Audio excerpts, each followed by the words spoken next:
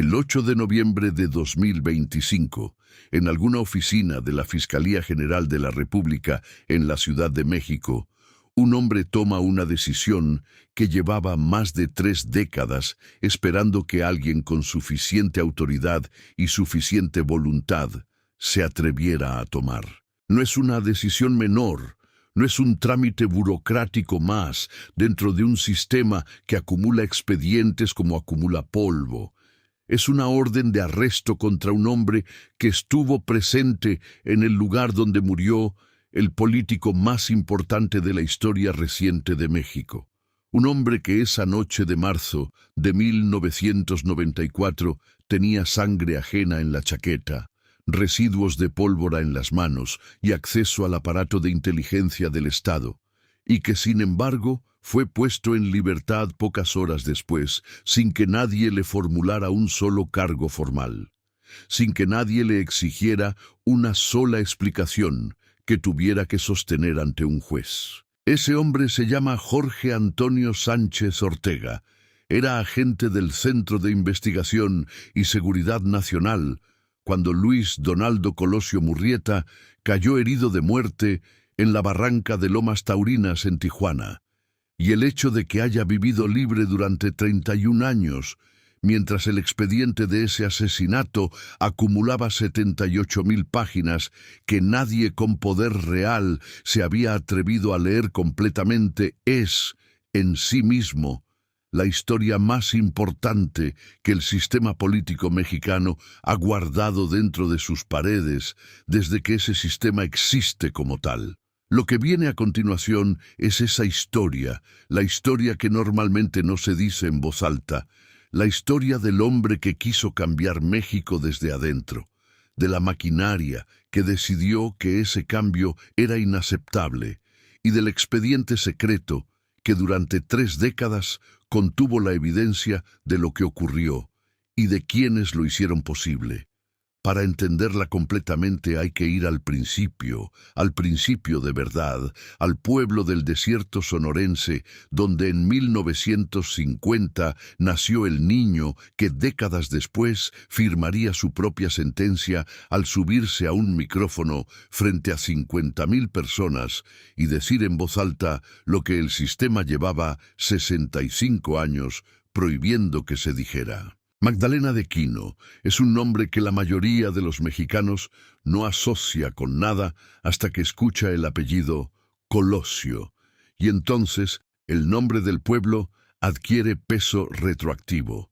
Se convierte en el lugar de origen de algo que quedó trunco, en el punto geográfico donde empezó una trayectoria que terminó en una barranca del otro lado del país, ante miles de personas que no podían imaginar lo que estaba a punto de ocurrir. El desierto sonorense en los años 50 era un entorno que producía cierto tipo de carácter, no por romanticismo ni por determinismo geográfico de los que se usan para explicar todo sin explicar nada, sino porque las condiciones materiales de ese norte árido, caluroso, alejado de los centros de poder, generaban personas acostumbradas a esperar poco del gobierno y mucho del trabajo propio, personas que sabían que las promesas que llegaban desde la Ciudad de México tardaban en cumplirse o directamente no llegaban, y que esa brecha entre lo que el poder prometía y lo que el poder entregaba era una constante tan antigua como el propio sistema que gobernaba el país desde 1929 sin haber perdido una sola elección presidencial. En ese contexto, el 10 de febrero de 1950, nació Luis Donaldo Colosio Murrieta, hijo de Luis Colosio Fernández, hombre del norte que había construido un negocio de plantas y flores con trabajo honesto, y de Juana Murrieta, mujer de esa fortaleza práctica que el norte mexicano exige de quienes lo habitan cuando las circunstancias requieren más de lo que cualquier circunstancia anterior habría pedido. Familia de clase media sonorense, no acomodada ni marginada, sino exactamente en ese punto intermedio donde la vida exige esfuerzo constante, pero no desesperación, donde el futuro se construye con disciplina y donde el valor del trabajo se aprende no como concepto abstracto, sino como evidencia cotidiana de qué se obtiene con él y qué se pierde sin él. Los maestros que conocieron al joven Luis Donaldo en Magdalena lo recordarían décadas después, cuando los buscaron los periodistas y los investigadores, porque el apellido ya era sinónimo de tragedia nacional, con una característica específica que todos mencionaban de manera independiente y que todos describían con variaciones de la misma imagen. Era el niño que hacía preguntas genuinas, no las preguntas calculadas del alumno que quiere quedar bien ante el maestro, ni las preguntas retóricas del que ya tiene la respuesta y solo busca lucirla, sino preguntas que nacían de una curiosidad real sobre cómo funcionaba el mundo, sobre por qué las cosas eran como eran y no de otra manera, sobre qué había detrás de las explicaciones oficiales que la escuela y el sistema entregaban como certezas establecidas, cuando en realidad eran construcciones que alguien había decidido que fueran así. Esa curiosidad no era decorativa, era el motor de todo lo que vendría después, el mismo impulso que lo llevaría a estudiar economía en el Tecnológico de Monterrey, a obtener una maestría en planeación urbana y regional en la Universidad de Pensilvania, a formarse en el Instituto Internacional de Análisis de Sistemas Aplicados en Viena, rodeado de académicos de todo el mundo que estaban pensando cómo se construía el desarrollo de manera que llegara a quienes más lo necesitaban y no solo a quienes ya tenían suficiente para no necesitarlo. Y hubo un momento específico que no se cuenta con suficiente frecuencia porque la historia grande tiende a tragarse los momentos pequeños, aunque sean los que mejor explican la historia grande. Cuando Colosio tenía 14 años y su padre le preguntó qué quería hacer de grande, y el niño respondió algo que no era ambición de poder, ni promesa de riqueza, ni siquiera proyecto de carrera. Respondió que quería que las cosas fueran justas. Su padre guardó esa frase como la más importante que su hijo le había dicho.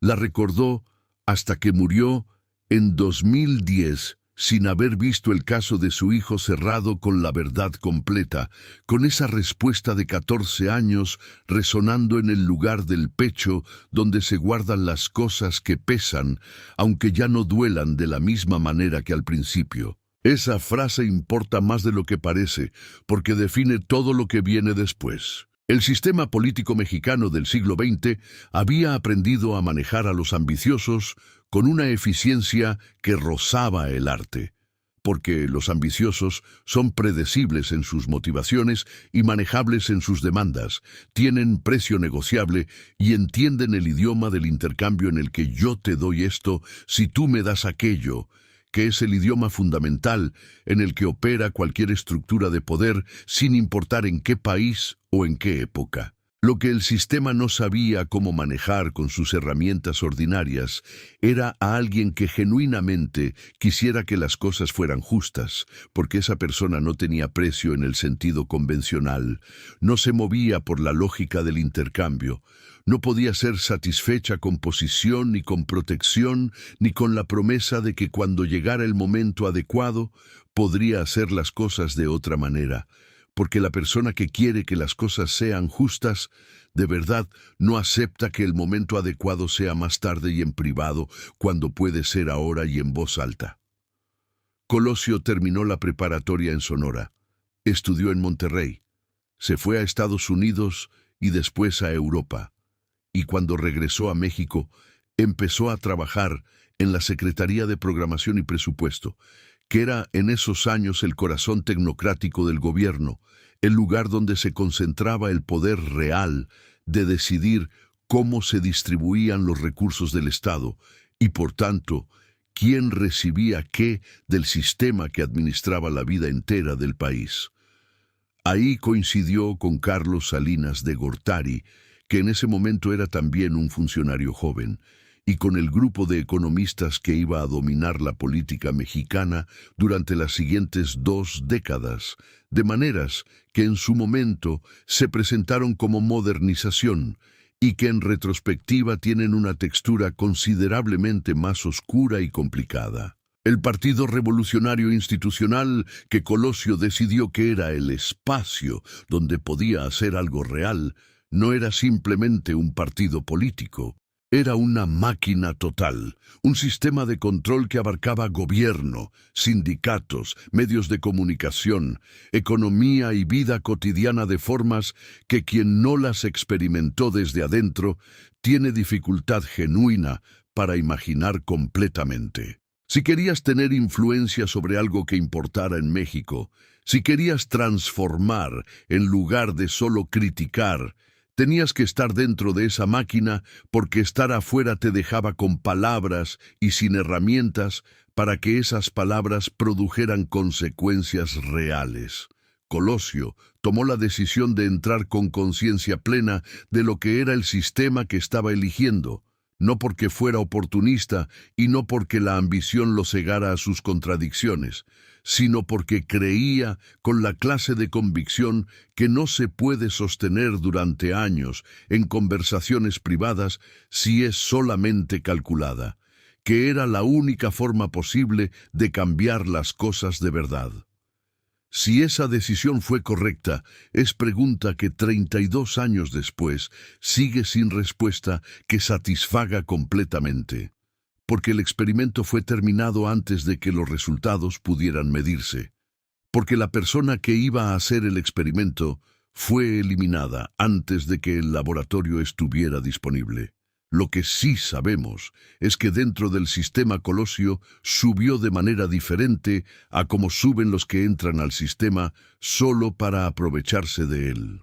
En 1985 fue elegido diputado federal por el 6º Distrito de Sonora, y desde el primer día sus compañeros notaron que no era el político tradicional que llegaba a hacer discursos vacíos y cobrar sueldo y tomarse fotografías en eventos donde las sonrisas no llegaban a los ojos. Llegaba con datos propios, se reunía con la gente que lo había elegido en sus comunidades, y no solo antes de las elecciones. Viajaba a lugares donde los candidatos generalmente van a prometer y no vuelven a verificar. Su oficina siempre tenía personas esperando, trabajadores y campesinos y maestros y gente que había escuchado que ese diputado de Sonora era de los que realmente escuchaban. Y en la cultura política del PRI de los años 80 eso era inusual, hasta el punto de ser sospechoso, porque el sistema tenía expectativas muy específicas sobre el nivel de independencia de criterio que era aceptable en sus operadores, y el nivel de Colosio excedía ese umbral con una regularidad que producía incomodidades en los niveles superiores de la jerarquía. La solución que Colosio encontró para esa incomodidad fue volverse tan indispensablemente competente que el sistema lo necesitara más de lo que le molestaba su independencia. Estrategia que funciona hasta el punto en que la independencia sobrepasa lo que el sistema puede tolerar, y ese punto sería sobrepasado de manera irreversible el 6 de marzo de 1994, pero eso viene después. En 1988 llegó el momento que definiría los 6 años siguientes de la vida de Colosio, y que en retrospectiva es el primer eslabón de la cadena que termina en Tijuana. Carlos Salinas era el candidato del PRI a la presidencia, y el partido necesitaba a alguien que coordinara la campaña con credibilidad real en el territorio, con capacidad para generar entusiasmo que no fuera el entusiasmo fabricado, que es visible como fabricado para cualquier ojo que preste mínima atención. Eligieron a Colosio, y Colosio aceptó, porque en ese momento genuinamente creía que Salinas era el hombre que podía modernizar México, abrir la economía, reducir la corrupción y construir instituciones más sólidas que las que había heredado de décadas de un sistema que se había oxidado en su propio éxito. Después, se daría cuenta del tamaño del error en esa creencia, pero en los meses de campaña creyó, y esa creencia lo llevó hasta el corazón de la maquinaria más poderosa que la política mexicana había producido. La elección de 1988 es la más controvertida de la historia moderna del país. Cuauhtémoc Cárdenas, candidato de la oposición de izquierda e hijo del expresidente Lázaro Cárdenas, iba ganando la noche del conteo con claridad que observadores nacionales e internacionales podían verificar con sus propios ojos, hasta que ocurrió lo que la historia política mexicana registra con 3 palabras que lo dicen todo: la caída del sistema. El conteo se interrumpió y cuando los resultados finales aparecieron, Salinas era el ganador. Muy poca gente en México creyó que ese resultado era limpio, y 37 años después, esa elección sigue siendo el fantasma en la habitación de la historia política nacional. El secreto que todos los que estaban adentro conocen y que ninguno ha contado completamente. En los meses siguientes, Colosio fue nombrado presidente del Comité Ejecutivo Nacional del PRI, la cabeza visible del partido más poderoso de la historia de México. Y en ese cargo, algo comenzó a cambiar en él, de manera que sus colaboradores más cercanos notaban, pero que él no siempre verbalizaba directamente. Empezó a ver el sistema desde adentro de verdad, no desde la perspectiva del crítico externo que puede criticar sin consecuencias, ni desde el nivel medio donde se ejecutan decisiones sin tener que tomarlas, sino desde el centro mismo, donde el poder opera en toda su desnudez y donde las decisiones que cambian la vida de millones se toman en conversaciones que nadie graba y en documentos que nunca verán la luz pública. Hay un episodio que sus colaboradores cuentan con cuidado incluso décadas después, porque hay cosas que el tiempo no termina de volver completamente seguras de decir. En una reunión de 1990, Colosio escucha a un grupo de funcionarios hablar sobre los programas sociales del gobierno, los programas que supuestamente existen para ayudar a los más pobres del país, y alguien en esa reunión, con la candidez brutal de quien ha pasado demasiado tiempo en el poder para notar que lo que está diciendo es monstruoso, explica que los programas sociales no existen para sacar a la gente de la pobreza, sino para que la gente pobre siga votando por el partido. Colosio no dijo nada en esa reunión, pero esa noche le dijo a su esposa Diana Laura que si llegaban a donde tenían que llegar, eso tenía que cambiar. El ese donde tenían que llegar todavía no se decía en voz alta entre ellos, pero los dos sabían de qué estaba hablando. En 1992, Colosio fue nombrado secretario de Desarrollo Social, el cargo donde más directamente se puede medir la distancia entre el discurso del gobierno y la realidad de las comunidades que ese discurso dice representar. Llegó a esa secretaría con intención de hacer las cosas de manera diferente, pero también llegó al frente del instrumento de control político más poderoso del gobierno salinista. El programa Pronasol, conocido popularmente como Solidaridad, era el gran proyecto de Salinas, miles de millones de pesos en obras y programas que llegaban a las comunidades más pobres del país, escuelas y pavimentación y pozos de agua, y obras que hacían diferencia real en la vida de quienes las recibían, pero que llegaban de manera selectiva según si las comunidades votaban correctamente, según si el delegado local del partido reportaba lealtad, según si el cacique regional tenía la alineación política adecuada con los intereses del momento.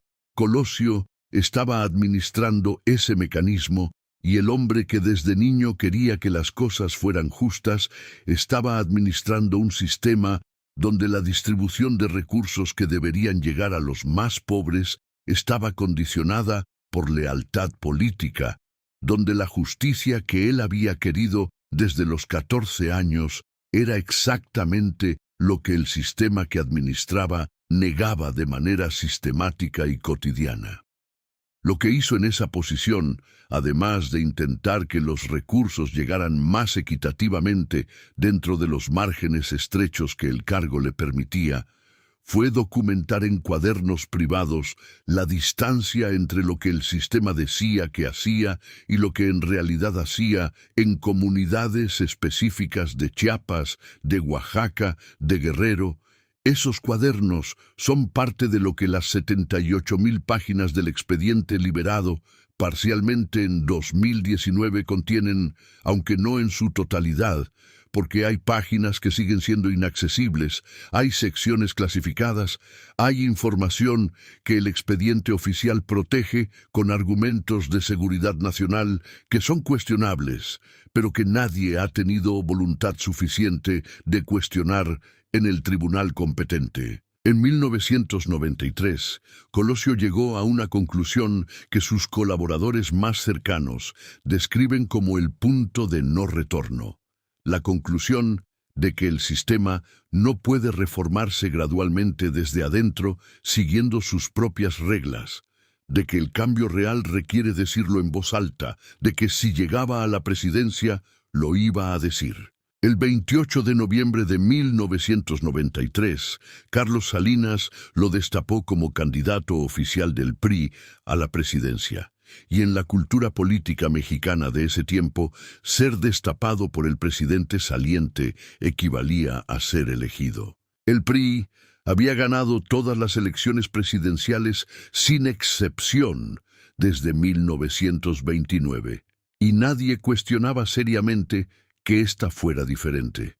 Las felicitaciones llegaron de todo el mundo, la prensa lo reportó como hecho consumado, pero había algo que periodistas y analistas no vieron en esa ceremonia, algo en la expresión de Colosio cuando el presidente lo abrazó para la fotografía, una tensión interna que no era la de alguien que no sabe lo que quiere, sino la de alguien que sabe exactamente lo que quiere, y sabe que lo que quiere no es lo que la persona que lo abraza cree que es, como si Colosio supiera ya, en esa habitación llena de reflectores y aplausos, lo que los demás todavía no sabían, que lo que venía a continuación iba a ser una batalla no contra la oposición, sino contra el propio sistema que acababa de ungirlo.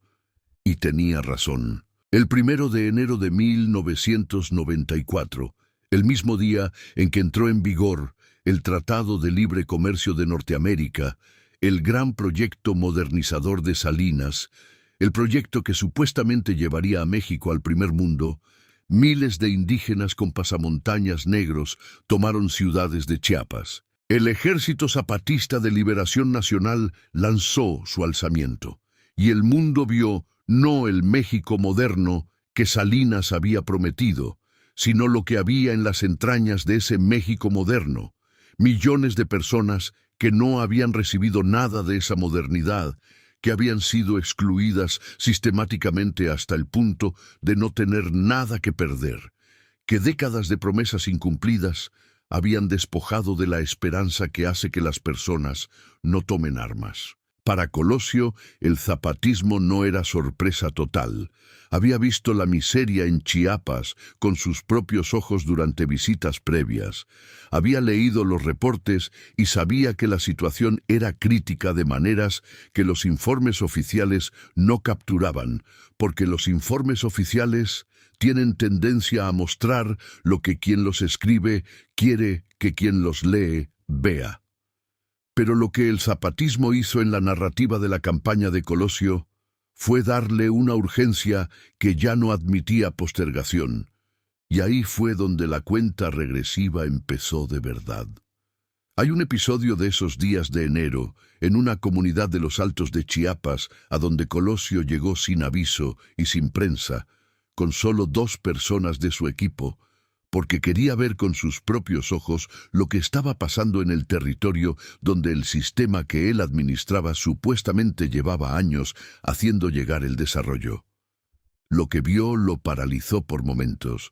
Casas de cartón y madera en el frío que cala los huesos, niños descalzos en enero, una escuela sin techo, un pozo de agua que servía también de lavadero y también de baño, adultos que lo miraban con esa mezcla específica de desconfianza y esperanza y resignación, que es característica de personas que han aprendido que la esperanza que llega del gobierno generalmente las desepellona, pero que no pueden dejar de tener esperanza, porque la alternativa es más oscura todavía.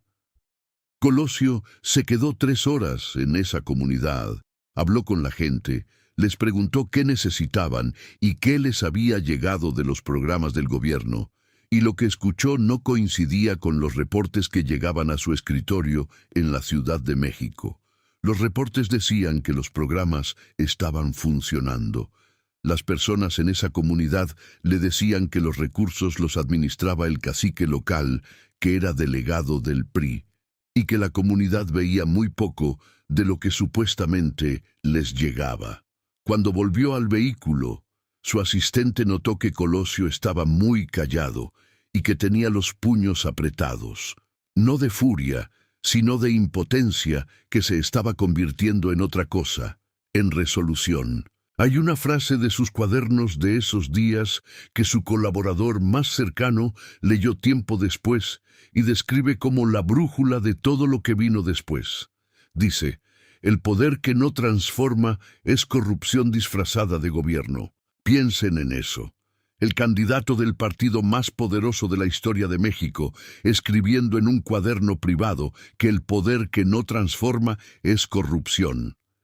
Eso define al hombre que el 6 de marzo de 1994 se subió a una plataforma en el Monumento a la Revolución en la Ciudad de México, ante 50,000 personas y ante las cámaras que transmitían en vivo a todo el país, y pronunció el discurso que nadie en el sistema político mexicano esperaba. 4,124 palabras que él mismo redactó en su versión final, que eligió frase por frase con plena conciencia de lo que estaba diciendo y del efecto que iba a tener en quienes lo escuchaban.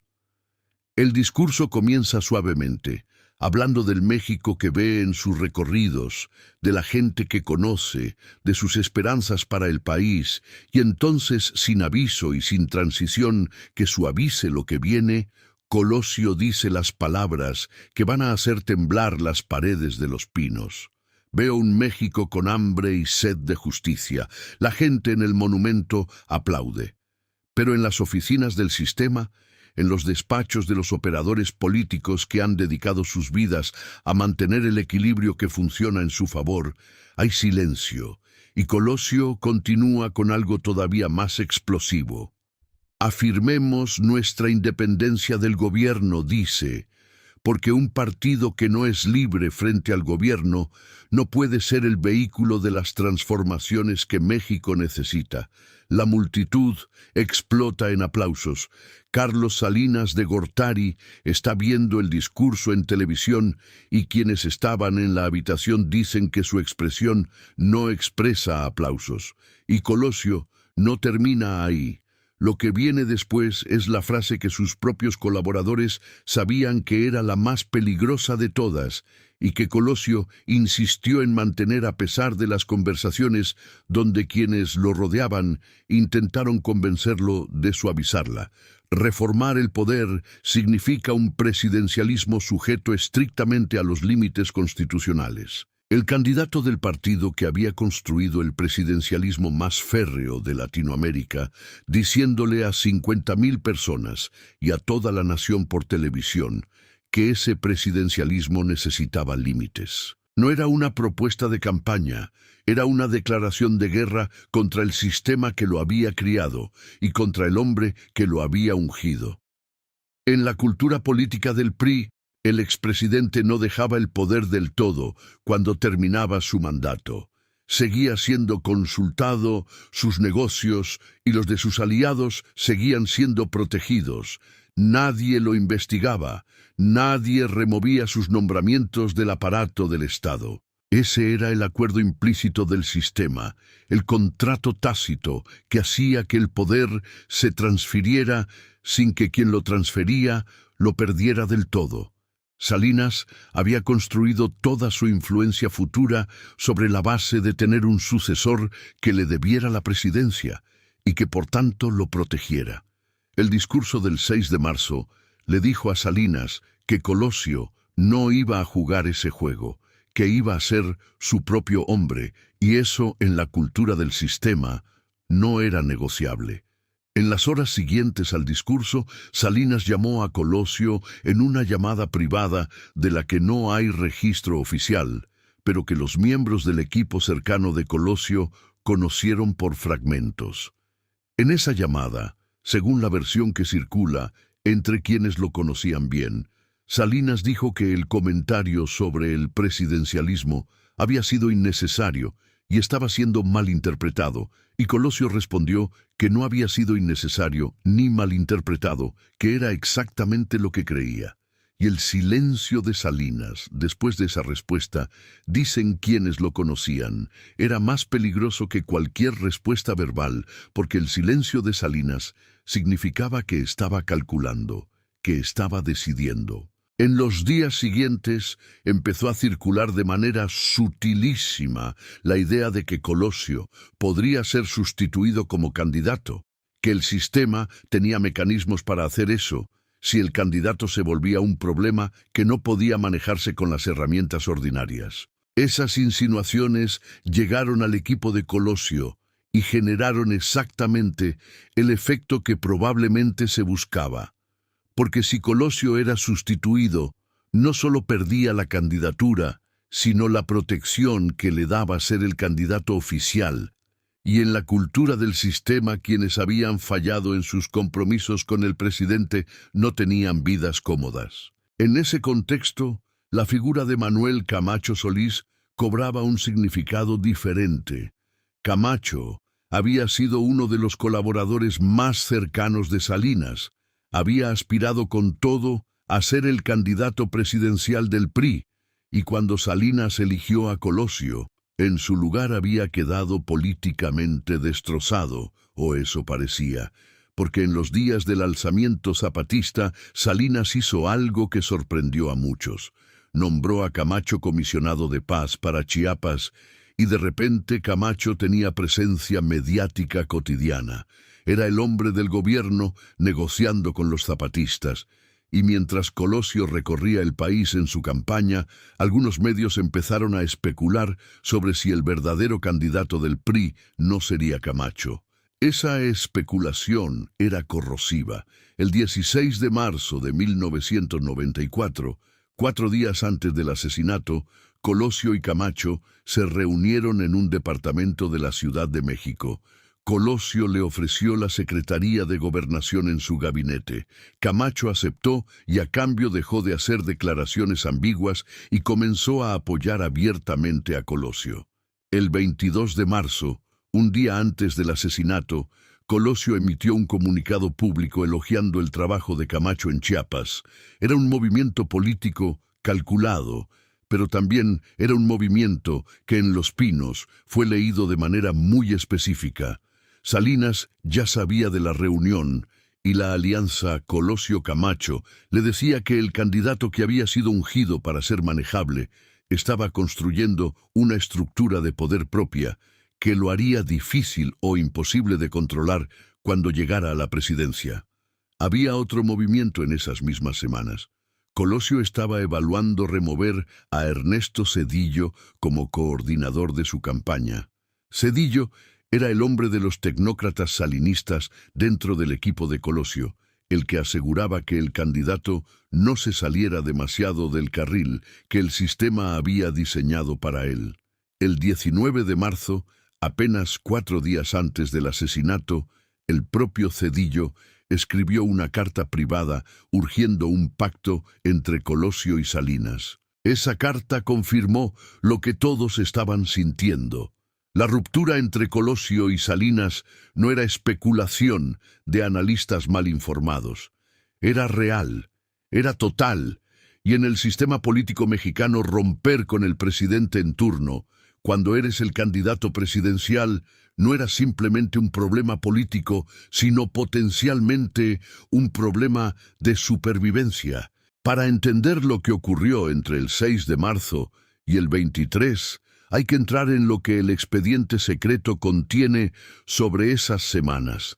Las 78.000 páginas que el Instituto Nacional de Transparencia liberó parcialmente en 2019 después de una batalla legal que llevó años y que revelan un patrón que todos los investigadores que han leído el expediente completo consideran central para entender lo que pasó.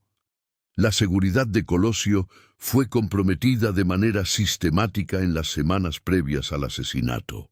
No es afirmación que se puede hacer ligeramente, es conclusión que emerge de documentos específicos. El 15 de enero de 1994, un hombre llamado José Larrazolo fue asesinado. Larrazolo era el hombre que iba a ser nombrado jefe de seguridad de Colosio. El asesinato ocurrió exactamente un día antes de su nombramiento oficial. Un día antes. Hay quien dice que eso es coincidencia, pero cuando se ve esa coincidencia en el contexto de los 15 homicidios vinculados directamente con el caso Colosio, que ocurrieron en los años siguientes al asesinato, la estadística se vuelve imposible de ignorar por razones matemáticas elementales. 15 personas muertas en torno a un solo caso en el plazo de pocos años no es coincidencia, es una política de silencio, y una política de silencio de esa escala requiere un actor con capacidad institucional para ejecutarla. El expediente secreto contiene los nombres de esas 15 personas, las fechas de sus muertes y en algunos casos los reportes de investigaciones que fueron abiertas y luego cerradas sin resultado satisfactorio. Y contiene algo más que muy pocos han mencionado. El patrón de cómo y cuándo murió cada uno de esos 15 vincula sus muertes con momentos específicos de la investigación en los que habían dado información o estaban a punto de darla. El jefe de policía de Tijuana, que investigaba el caso, asesinado 35 días después del asesinato de Colosio. El testigo que dijo haber visto algo específico en Lomas Taurinas, muerto semanas después. El intermediario que supuestamente conectaba ciertos grupos con el dispositivo de seguridad del candidato, muerto en un accidente de tráfico, en un momento que los investigadores describieron como sospechosamente oportuno.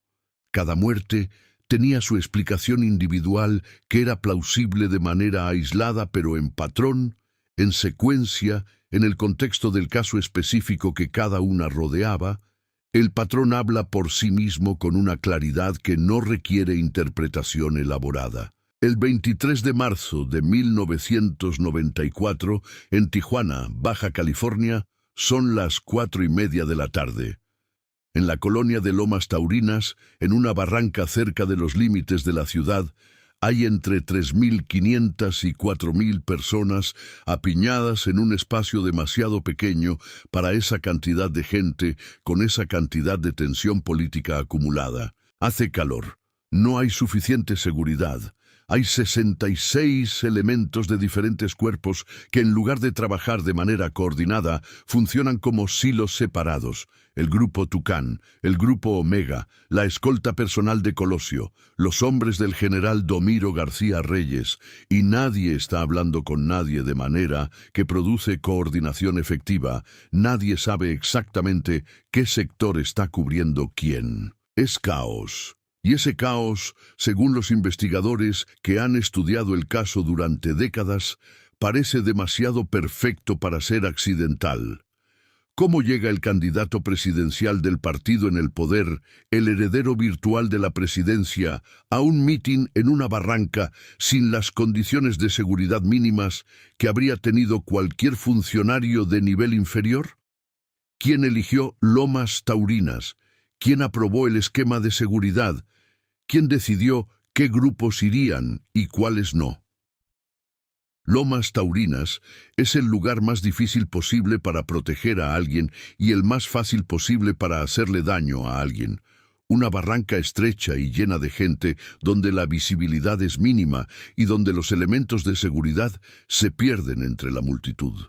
El general García Reyes, que tenía a su cargo parte del esquema de seguridad de Colosio, tomó en las semanas previas al 23 de marzo decisiones sobre ese esquema en Tijuana que varios colaboradores de Colosio cuestionaron en su momento. Decisiones sobre cuántos elementos ir, sobre la coordinación entre grupos, sobre cómo organizar el avance entre la multitud después del mitin. Y estaban las cámaras. Había cámaras en Lomas Taurinas ese día, cámaras de televisión y cámaras privadas de los asistentes, y durante las primeras investigaciones desaparecieron rollos de película y cassettes de video. No todos, algunos sí existen, pero hay personas que estaban filmando y que dicen haber entregado sus materiales a las autoridades, y esos materiales nunca volvieron a aparecer en el expediente. ¿Qué había en esas imágenes? No lo sabemos, porque no están, y precisamente porque no están, su ausencia es parte de la respuesta. A las 5:12 de la tarde, hora del Pacífico, Colosio termina su discurso. La gente empieza a rodearlo. Colosio avanza entre la multitud saludando, tocando manos, dejándose tocar, que era lo que siempre hacía, que era conocido por acercarse a la gente sin el miedo instintivo al contacto físico que muchos políticos desarrollan como segunda naturaleza defensiva. Y en ese avance entre la multitud, un hombre joven de 23 años, obrero de maquiladora nacido en Zamora, Michoacán, llamado Mario Aburto Martínez, saca un arma y dispara 2 veces. El primer disparo impacta en la cabeza, entra por el occipucio y sale por la cara, y es el disparo que mata. El segundo impacta en el abdomen, entra por adelante. 2 disparos, 2 trayectorias distintas. Y ahí está el primer problema que la investigación oficial nunca pudo resolver de manera que satisficiera estándares mínimos de lógica forense. Si Mario Aburto estaba detrás de Colosio cuando disparó el primer tiro, ¿cómo pudo disparar el segundo tiro al abdomen desde adelante? O Aburto se movió en una fracción de segundo de manera físicamente improbable, dado el caos de la situación. ¿O había 2 tiradores? Los forenses que trabajaron el caso llegaron a conclusiones distintas. Los primeros en examinar el cuerpo, horas después del asesinato, encontraron 2 heridas con trayectorias que eran difícilmente explicables por un tirador único en posición fija. El primer fiscal especial, Miguel Montes García, llegó en los primeros meses a la misma conclusión que muchos expertos. La evidencia forense apuntaba a una acción concertada, a más de un tirador. Pero el 14 de julio de 1994, Montes revirtió esa conclusión y declaró que Aburto había actuado solo. 5 días después, renunció a su cargo. ¿Qué pasó en esos días? ¿Qué presión llegó? ¿Qué documentos desaparecieron? ¿Qué le dijeron que hizo que un fiscal que había llegado a la conclusión de acción concertada cambiara esa conclusión en cuestión de días y luego renunciara? Nunca lo explicó públicamente. Pero en el expediente secreto hay elementos que los investigadores que lo han leído conectan con ese período específico de cambio de posición que no tienen explicación oficial satisfactoria. Cuando Aburto fue sometido por la multitud, gritó algo que varias personas escucharon y reportaron.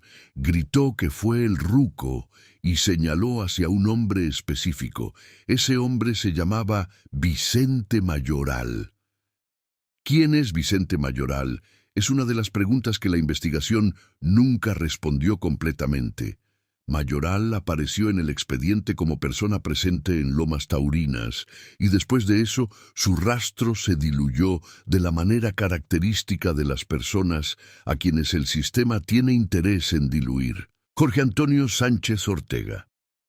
Esa noche del 23 de marzo, después del asesinato, las autoridades en Tijuana detuvieron a varios sospechosos para interrogación de las primeras horas. Entre ellos estaba Sánchez Ortega, agente del Centro de Investigación y Seguridad Nacional, la inteligencia interior del gobierno mexicano. Estaba en Lomas Taurinas. Cuando lo revisaron, encontraron en su chaqueta manchas de sangre. Las manchas fueron analizadas y el tipo sanguíneo resultó ser A negativo, el mismo tipo sanguíneo de Luis Donaldo Colosio Murrieta. Además, la prueba de rodicionato de sodio, que detecta residuos de pólvora en las manos, dio positivo. Había disparado un arma recientemente. Con esa evidencia en la mano, las autoridades deberían haberlo arrestado formalmente e investigado a fondo. En cambio, fue liberado pocas horas después, sin cargos, sin explicación pública, simplemente libre. ¿Quién dio la orden de liberarlo? En esa parte de la historia aparece el nombre de un personaje que años después se convertiría en uno de los funcionarios de seguridad más poderosos y más corrompidos de la historia moderna de México, Genaro García Luna, que en esos años era un agente joven del 6N y que, según algunas versiones, fue parte del operativo de encubrimiento en las horas que siguieron al asesinato. García Luna llegó a ser secretario de Seguridad Pública con Felipe Calderón, fue arrestado en Texas en 2019, juzgado en Nueva York y sentenciado en 2023 a 38 años de prisión por cargos relacionados con narcotráfico para el cártel de Sinaloa. El hombre que supuestamente ayudó a encubrir al posible segundo tirador de Colosio está en una cárcel americana cumpliendo condena por traficar drogas. Durante 31 años, mientras García Luna ascendía al poder y caía después en la justicia estadounidense, Jorge Antonio Sánchez Ortega vivió su vida libre, con la sangre en la chaqueta documentada en el expediente, con el positivo de pólvora documentado en el expediente, con el expediente completo accesible para cualquier fiscal con acceso y con voluntad de actuar, y nadie actuó hasta el 8 de noviembre de 2025. Ese día, la Fiscalía General de la República ejecutó una orden de aprehensión contra Sánchez Ortega. No fue una operación con cámaras ni transmisión en vivo. Fue una operación discreta de la clase que produce resultados más confiables que los operativos diseñados para la audiencia más que para la efectividad. Cuando la noticia salió, sacudió al país. El 16 de noviembre de 2025, un juez federal dictó auto de formal prisión contra Sánchez Ortega por homicidio calificado. Fue trasladado al Ceferezo del Altiplano. Era la primera vez en 31 años de caso que alguien distinto a Mario Aburto enfrentaba cargos formales por el asesinato de Colosio. La investigación del asesinato es en sí misma uno de los casos de negligencia e impunidad más documentados de la historia judicial mexicana.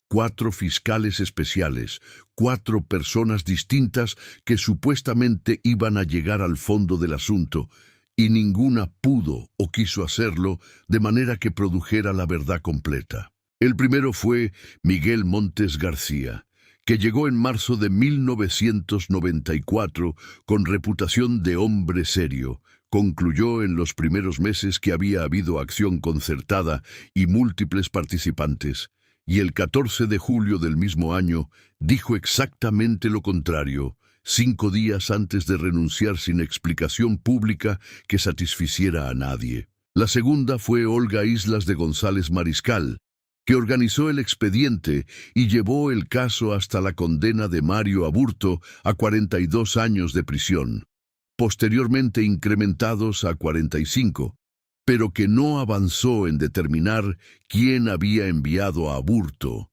ni quién había diseñado el esquema de seguridad que permitió lo que pasó. El tercero fue el más escandaloso de todos.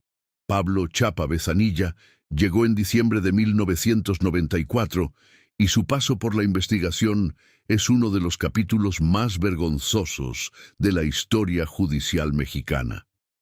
Chapa Besanilla arrestó a un hombre llamado Otón Cortés Vázquez y lo presentó como el segundo tirador, con evidencias, testimonios y pruebas que eran todas falsas, evidencias fabricadas, testigos comprados, un caso construido con materiales que alguien con acceso a los recursos del Estado pudo fabricar, porque esos recursos estaban disponibles para quien quisiera usarlos en esa dirección. El 7 de agosto de 1996, Cortés fue absuelto. Había pasado casi 2 años en prisión por un crimen que no cometió. Fue torturado durante su detención y murió el 14 de abril de 2020 con las secuelas físicas y psicológicas de lo que le hicieron. ¿Por qué Chapa Besanilla hizo todo eso? Hay 2 teorías que no son mutuamente excluyentes. La primera, que era incompetente y ambicioso, y creyó que podía construir un caso con testigos comprados para cerrar el expediente en un sistema que premia el cierre de casos más que la verdad de los casos.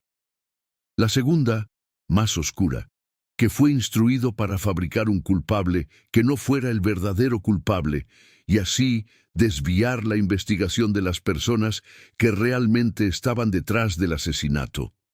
Ambas pueden ser ciertas simultáneamente, porque en un sistema donde la impunidad es estructura y no excepción, la incompetencia ambiciosa y la instrucción política frecuentemente producen el mismo resultado desde motivaciones diferentes. El cuarto fiscal fue Luis Raúl González Pérez, que trabajó entre 1996 y 2000, y llegó a una paradoja lógica que tenía la virtud política de poder interpretarse de cualquier manera según la conveniencia del momento. Aburto era el autor material único, pero no descartaba que hubiera otros participantes intelectuales. Actuó solo, pero no actuó solo. Para el año 2000, cuando el PRI perdió finalmente la presidencia con Vicente Fox, el expediente del caso Colosio era un laberinto de contradicciones, testimonios fabricados, evidencias desaparecidas y conclusiones incompatibles que parecían diseñadas para nunca conducir a ningún lugar concreto, y así siguió durante años, durante décadas. Hay una pieza del expediente secreto que conecta todo lo demás y que raramente se menciona con el peso que merece. El testimonio de Alfonso Durazo, el colaborador más cercano de Colosio en sus últimos meses, que años después sería secretario de Seguridad Pública con Andrés Manuel López Obrador. En 1995, Durazo entregó 5 cajas con archivos privados de Colosio y una carta dirigida a Zedillo en la que decía de manera categórica que el crimen había sido fraguado desde el poder, incluyendo Los Pinos. No quizás, no podría ser, fraguado desde el poder, incluyendo Los Pinos. Zedillo recibió esas cajas y nunca hizo nada con ellas. Las razones posibles para esa inacción no son mutuamente excluyentes, que Zedillo ya sabía todo lo que había en esas cajas y prefería no abrir un expediente cuyas consecuencias políticas serían devastadoras para un gobierno que acababa de comenzar y que dependía de la estabilidad institucional del sistema que estaba heredando. Que Zedillo tenía miedo de lo que desatar esa investigación le haría a su propio gobierno, o la explicación más oscura que algunos investigadores señalan sin respaldo judicial formal, que Zedillo tenía razones propias para no querer que la investigación avanzara, porque Zedillo era el hombre que Colosio quería remover como coordinador de campaña, porque Zedillo escribió la carta urgiendo un pacto entre Colosio y Salinas días antes del asesinato, porque Zedillo fue quien se benefició directamente de la muerte de Colosio, convirtiéndose de coordinador de campaña en candidato presidencial y después en presidente de la República. ¿Es Zedillo culpable de algo? Ninguna investigación ha establecido su participación directa en el asesinato, pero su comportamiento posterior, su relación con las evidencias, su decisión de no abrir completamente la investigación, su ausencia en el funeral de Diana Laura, todo forma un patrón que 30 años después sigue generando preguntas sin respuesta oficial satisfactoria. Y el National Security Archive de la Universidad George Washington obtuvo mediante la Ley de Libertad de Información unos 65 documentos del gobierno estadounidense relacionados con el caso. Documentos desclasificados de la CIA, del Departamento de Estado y del FBI, que muestran que la embajada americana en México tenía dudas serias sobre la seriedad de la investigación desde el primer momento, que los reportes diplomáticos de esas semanas describían una investigación dirigida hacia conclusiones predeterminadas, que había funcionarios del gobierno americano que creían que el caso nunca sería resuelto, porque la solución implicaba nombrar actores que el sistema político mexicano no estaba dispuesto a nombrar. Si la CIA lo veía desde afuera, ¿qué veían los que estaban adentro? Diana Laura Riojas nació el 9 de septiembre de 1958 en Nueva Rosita, Coahuila, ciudad minera del norte de México. Estudió economía en la Universidad Anáhuac, en la Ciudad de México, y ahí conoció a Luis Donaldo Colosio, que era su maestro. Lo que era evidente para quienes los conocieron en esos años era que entre Diana Laura y Colosio no había simplemente una relación de admiración estudiantil, sino una resonancia de algo más profundo, una forma de ver el mundo que encajaba de manera que las personas que los rodeaban notaban como excepcional. Se casaron en 1984. En 1985 nació Luis Donaldo Colosio Riojas, su primer hijo, y en 1993, el año de la candidatura, llegó su segunda hija, Mariana. Y mientras ese embarazo avanzaba, Diana Laura recibió la noticia que cambiaría todo su mundo personal. Tenía cáncer de páncreas, diagnóstico devastador en cualquier circunstancia y potencialmente fatal en el contexto de un embarazo de alto riesgo. Los médicos le recomendaron iniciar quimioterapia de inmediato. Diana Laura se negó, no por temeridad, sino por decisión consciente, meditada, deliberada. Dijo que primero naciera su hija. Rechazó el tratamiento durante todo el embarazo para no poner en riesgo a Mariana. Cuando alguien que lo sabía le preguntó si no tenía miedo, respondió algo que se quedó grabado para siempre en la memoria de quienes lo escucharon. Los miedos no deben ser más grandes que el amor. Eso era Diana Laura Riojas, una mujer que cuando tenía que elegir entre dos cosas imposibles, elegía el amor.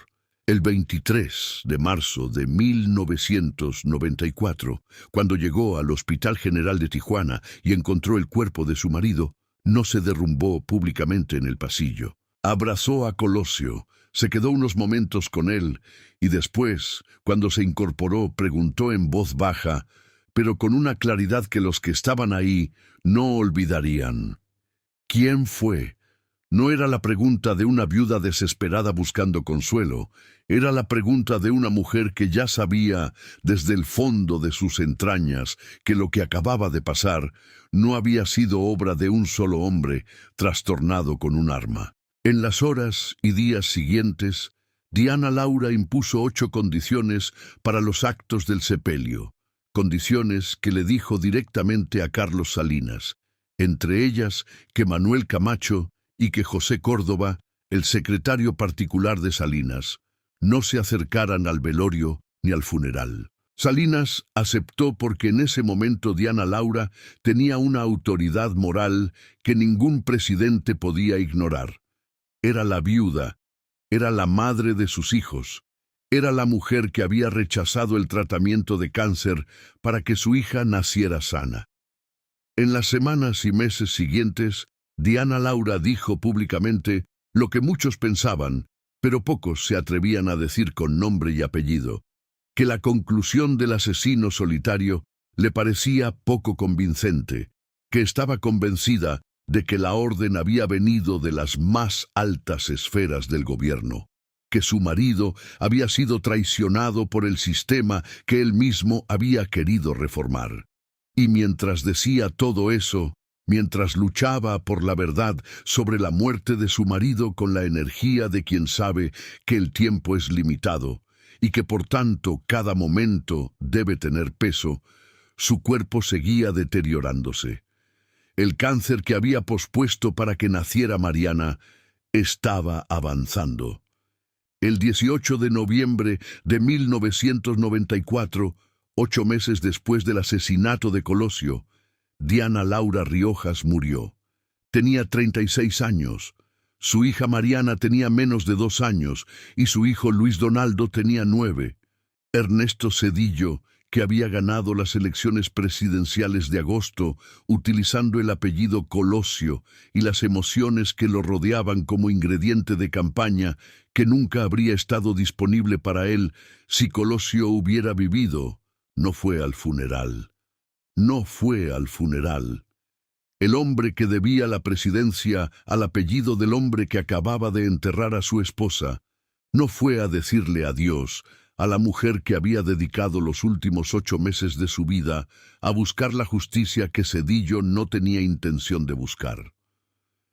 Si hay un solo acto en toda esta historia que condensa la frialdad del sistema, es ese, la ausencia de Zedillo en el funeral de Diana Laura. Lo que 1994 significó en su totalidad va más allá del asesinato de Colosio.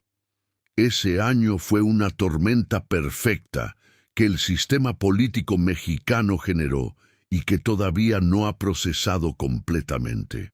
El 1 de enero, el alzamiento zapatista en Chiapas.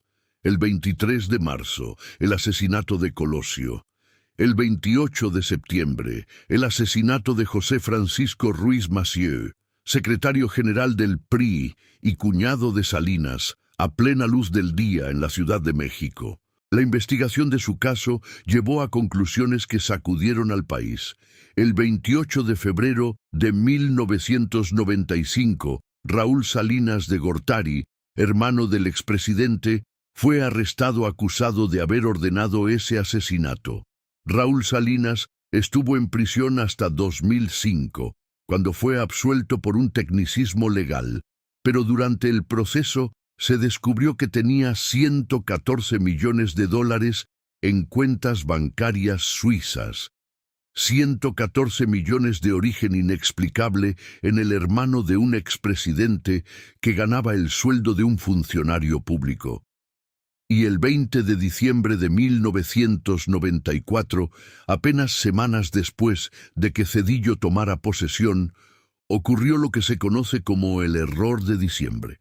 El peso mexicano se devaluó de manera catastrófica. Pasó de 3 pesos 50 centavos por dólar a 10 pesos en cuestión de semanas.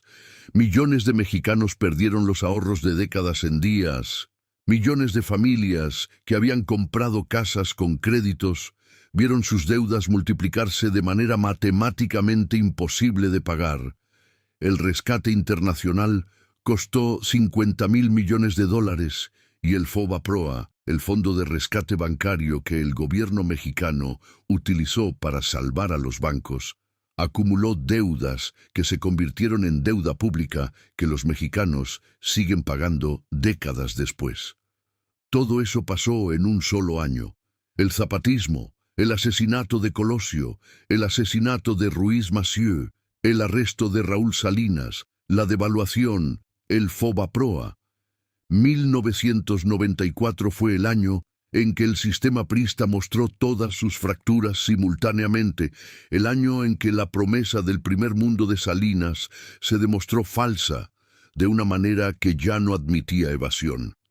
Y en el centro de esa tormenta, en el centro de ese año que cambió México para siempre, estaba el hombre que había querido cambiar las cosas, el hombre que el 6 de marzo dijo que veía un México con hambre y sed de justicia, el hombre que fue eliminado antes de poder intentarlo. El asesinato de Colosio fue para millones de personas la respuesta más brutal posible. a la pregunta que cada ciudadano que cree que las cosas pueden mejorar se hace en algún momento. ¿Vale la pena creer? ¿Vale la pena creer que alguien puede cambiar las cosas desde adentro? ¿Vale la pena creer que la honestidad en la política no es ingenuidad, sino una posibilidad real? La respuesta del sistema a esas preguntas fue brutal y directa. No vale la pena. El que intenta cambiar las cosas de verdad paga el precio. Esa respuesta explica el cinismo que se instaló en la cultura política mexicana durante las décadas siguientes. La desilusión profunda, la sensación generalizada de que las cosas nunca van a cambiar de manera sustancial, porque los que quieren cambiarlas de manera sustancial terminan como Colosio terminó. Hay documentos en el expediente que describen los planes de Colosio para sus primeros 100 días de gobierno, planes para descentralizar el presupuesto de los programas sociales, quitándole al centro el control que permitía usarlos como instrumento de lealtad política. Planes para reformar el sistema electoral, limitando el financiamiento del PRI con recursos del Estado. Planes para limitar la facultad del presidente de nombrar directamente gobernadores en situaciones de emergencia, planes que, si hubieran sido ejecutados, habrían desmantelado desde adentro las bases del sistema priista. ¿Quién tenía el motivo más fuerte para evitar que esos planes se ejecutaran? La pregunta lleva 32 años en el expediente, esperando una respuesta que el sistema ha tenido mucho cuidado de que no llegue. Los cuadernos de Colosio son otra pieza que el expediente secreto contiene y que merece atención específica. En las semanas previas al 6 de marzo, Colosio escribió en sus cuadernos personales con una frecuencia mayor que su práctica habitual. Los cuadernos registran conversaciones que tuvo, decisiones que tomó, miedos que comenzó a tener, de manera que sus colaboradores notaban en cambios de comportamiento que él no siempre verbalizaba directamente. Hay una entrada de esos días que uno de sus colaboradores más cercanos describe como el mapa interno de lo que estaba viviendo. Dice que hay fuerzas que están moviendo piezas, que lo siente aunque no puede verlo completamente, que el sistema que conoce desde adentro tiene recursos que él no tiene y que puede usar de formas que no siempre se ven desde donde está parado. Hay otra entrada de pocos días antes del 23 de marzo que dice: «Ya sé lo que le pasa a los que van en serio, lo sé y no me detiene, porque si me detuviera no tendría derecho a haber dicho lo que dije. Ya sé lo que le pasa a los que van en serio». Esas palabras escritas en un cuaderno privado por un hombre de 44 años, que estaba a días de ser asesinado, sugieren que Colosio no era ajeno completamente al riesgo que corría, que había calculado el precio y había decidido que lo que quería decir valía ese precio. Esa decisión es la más extraordinaria de toda la historia. No por heroísmo en el sentido de película, sino por honestidad, en el sentido de una persona que mira de frente lo que ve y no aparta los ojos, aunque lo que ve sea aterrador. El expediente contiene esos cuadernos parcialmente, porque hay páginas que fueron removidas antes de que el expediente fuera liberado en 2019, páginas cuya ausencia está documentada en el índice del expediente con una nota que dice simplemente «material no disponible». ¿Qué había en esas páginas? ¿Qué nombres? ¿Qué conversaciones? ¿Qué información específica que alguien consideró suficientemente peligrosa para remover incluso del expediente del propio asesinato del hombre que las escribió? Esas páginas son la pregunta dentro de la pregunta, y mientras no estén disponibles, la historia no estará completa.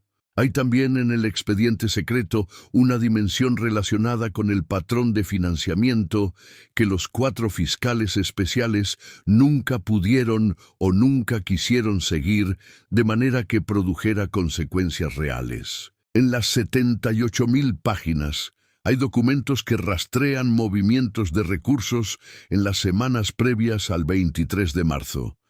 recursos que llegaron a personas en Tijuana y que no tienen explicación en términos de actividad económica legítima de quienes los recibieron. Recursos que en cualquier investigación seria de un crimen organizado de esta magnitud habrían sido el hilo más prometedor para tirar hacia quien financió la operación. Seguir ese hilo requería ir a lugares donde el sistema no quería ir, porque los movimientos de recursos en la política mexicana de los años 90 estaban entrelazados de maneras que una investigación honesta del financiamiento del asesinato de Colosio habría terminado en conversaciones sobre cómo se financiaban las propias operaciones del gobierno, del propio partido, de las propias estructuras de poder que estaban a cargo de investigar. Era investigar la mano que firmaba los cheques de la investigación, imposible dentro del sistema que el sistema mismo había diseñado. Y la dimensión humana de las consecuencias para quienes sobrevivieron en el círculo más cercano de Colosio también merece atención. Las personas de su equipo que después del asesinato fueron sistemáticamente marginadas, que encontraron puertas cerradas en un sistema al que habían servido lealmente durante años, que recibieron señales de variados tipos de que su cercanía con Colosio era una marca que el sistema no iba a olvidar. Esas personas en su mayoría optaron por el silencio, no por cobardía, sino por cálculo racional en un entorno donde el precio del no silencio era visible en 14 homicidios.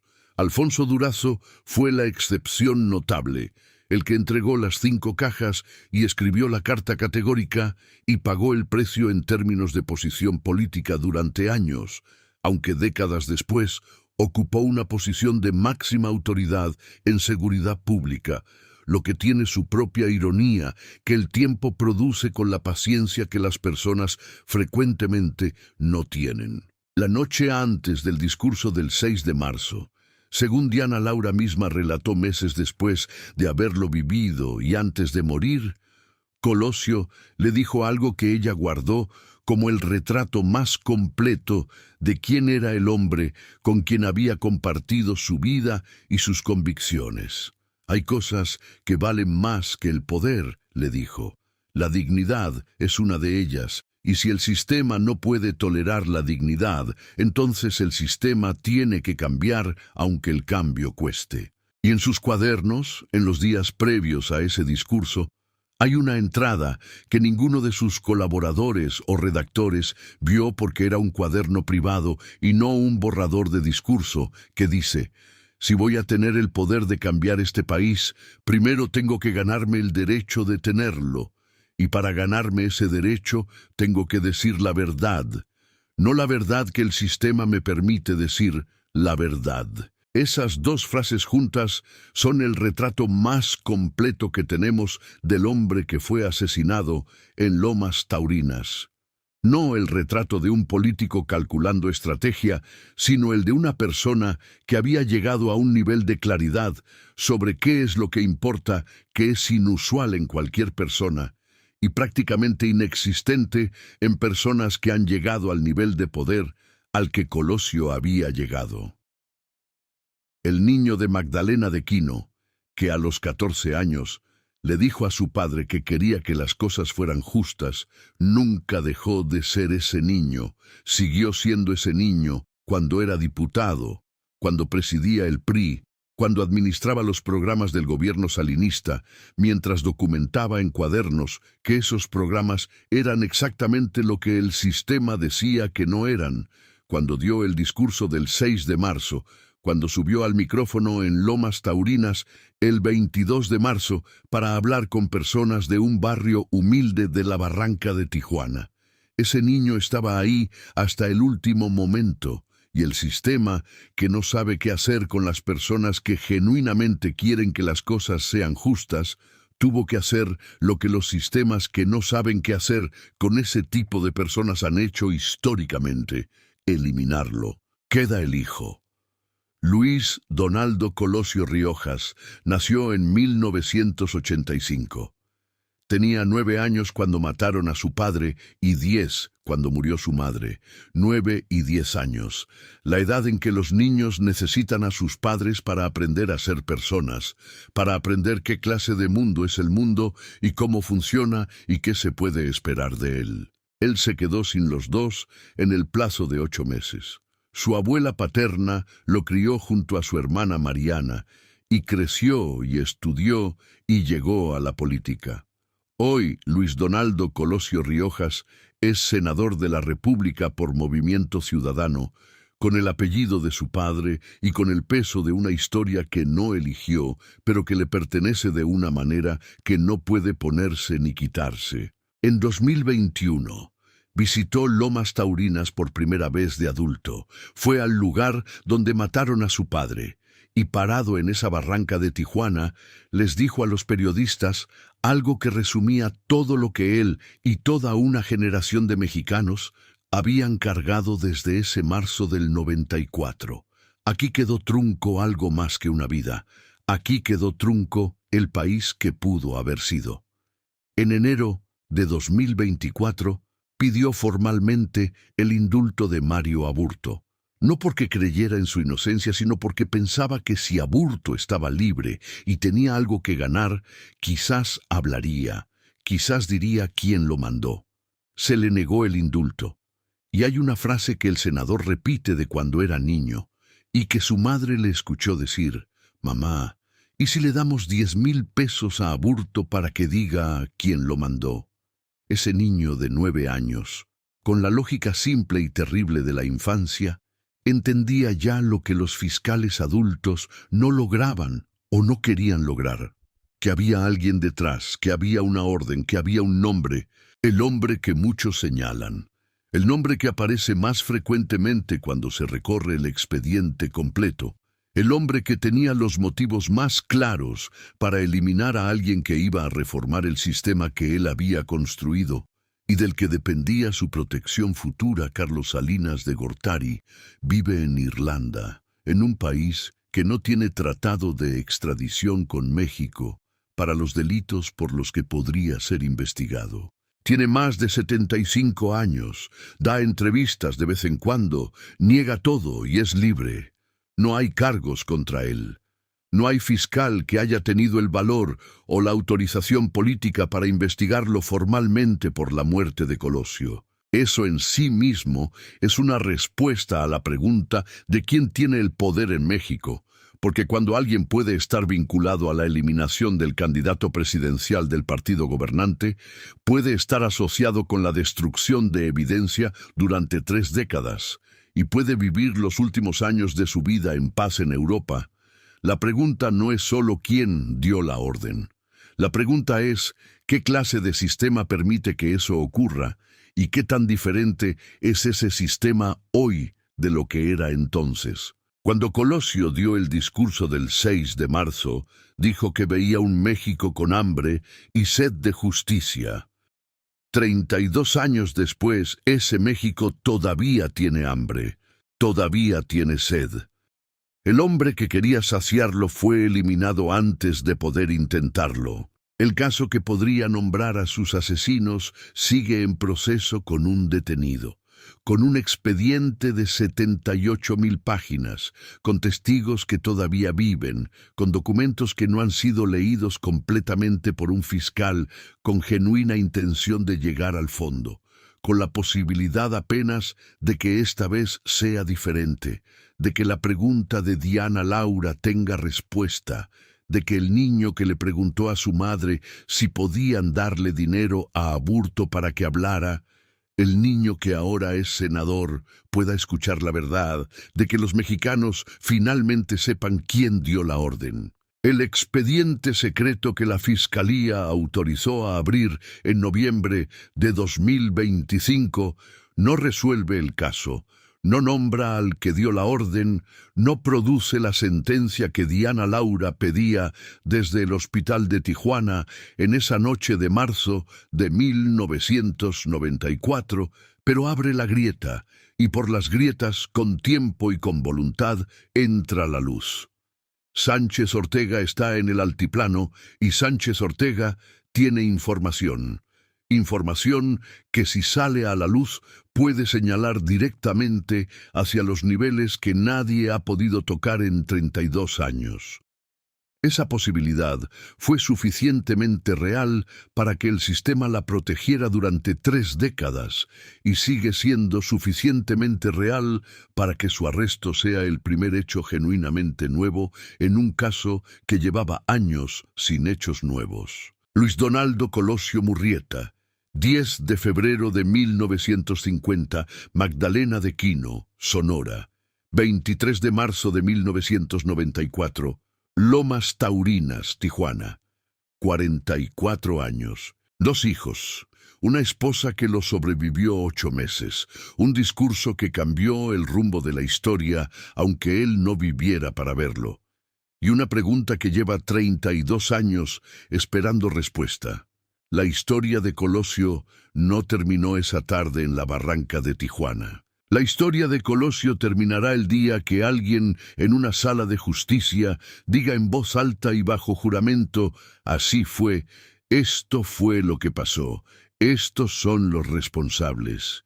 Ese día todavía no ha llegado, pero el 8 de noviembre de 2025, cuando se firmó la orden de arresto contra Jorge Antonio Sánchez Ortega, ese día se acercó un poco más, y mientras ese día llega, mientras el expediente sigue avanzando, mientras los testigos que todavía viven deciden si van a hablar o no, vale la pena recordar algo. Hubo un hombre en Magdalena de Quino que de niño dijo que quería que las cosas fueran justas, que pasó su vida entera intentándolo, que cuando llegó el momento de decir la verdad, la dijo sabiendo quizás el precio que iba a pagar. Hay cosas que valen más que el poder. La dignidad es una de ellas. La historia de Luis Donaldo Colosio es la historia de un hombre que eligió la dignidad en un sistema donde esa elección costó la vida, y que 32 años después todavía no ha sido completamente contada. Pero el archivo, que nadie debería haber visto, que el sistema cuidó durante décadas, está abierto, esperando que alguien tenga el valor de leerlo completamente y de actuar sobre lo que dice.